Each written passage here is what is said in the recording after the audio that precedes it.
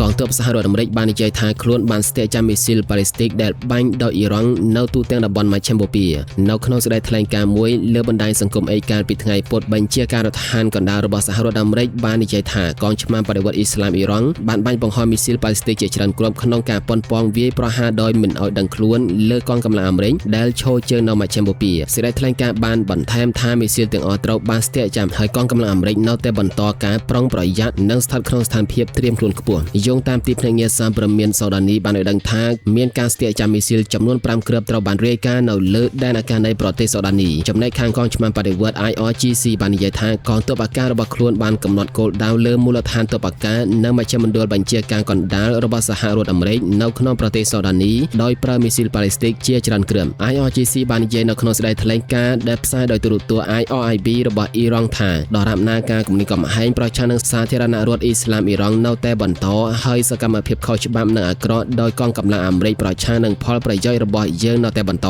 នោះការតស៊ូនឹងនៅតែបន្តទៅមុខទៀតរាយការណ៍ពីទីក្រុងតេរ៉ង់អ្នកសារព័ត៌មានរបស់ Al Jazeera Lorisol Soda បាននិយាយថាការបង្កើនចំនួនចុងក្រោយនេះមើលទៅហាក់ដូចជាការវាយប្រហារបង្ការទៅជាមុនមិនមែនជាវិធានការឆ្លើយតបពីសំណាក់ភាគីអ៊ីរ៉ង់នោះទេប្រធានាធិបតីសហរដ្ឋអាមេរិកលោក Donald Trump បានលុបចោលយុទ្ធនាការទម្លាក់គ្រាប់បែករបស់អាមេរិករយៈពេល2សប្តាហ៍លើអ៊ីរ៉ង់កាលពីថ្ងៃទី24កក្កដាដោយអះអាងថាការចរចាដ៏ល្អកំពុងប្រព្រឹត្តទៅជាមួយអ៊ីរ៉ង់លោកសូដារបស់ Al Jazeera បានបន្ថែមថាបន្ទាប់ពីការទម្លាក់គ្រាប់បែកសងសឹកគ្នារវាងសហរដ្ឋអាមេរិកនិងអ៊ីរ៉ង់ជាប់គ្នាអស់រយៈពេល13ថ្ងៃមកការវាយប្រហារចុងក្រោយនេះពិតជានឹងជាឥទ្ធិពលដល់កិច្ចខិតខំប្រឹងប្រែងសម្រាប់សម្រួលជាមិនខានលោកត្រាំបានព្រមានថានឹងចាប់ផ្ដើមការវាយប្រហារឡើងវិញប្រសិនបើការចរចានៅត្រឹងខណៈដែលអ៊ីរ៉ង់បានបដិសេធថាខ្លួនមិនបានស្វែងរកការបន្តកិច្ចពិភាក្សាជាមួយទីក្រុងវ៉ាស៊ីនតោននោះទេការវាយប្រហាររបស់អ៊ីរ៉ង់ដែលកំណត់គោលដៅលើមូលដ្ឋានទ័ពអាមេរិកបានកើតឡើងនៅពេលដែលលោកត្រាំកំពុងជួបជាមួយនាយករដ្ឋមន្ត្រីអ៊ីស្រាអែល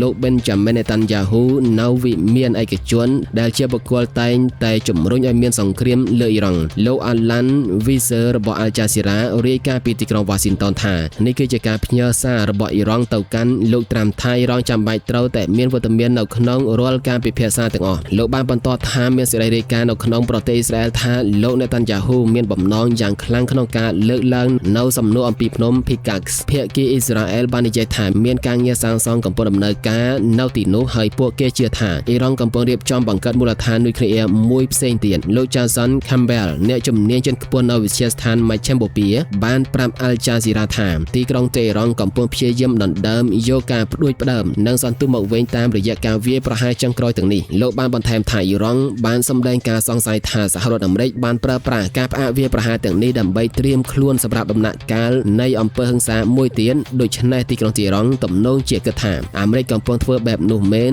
តាមរយៈការផ្អាកវាយប្រហារនាពេលថ្មីៗនេះ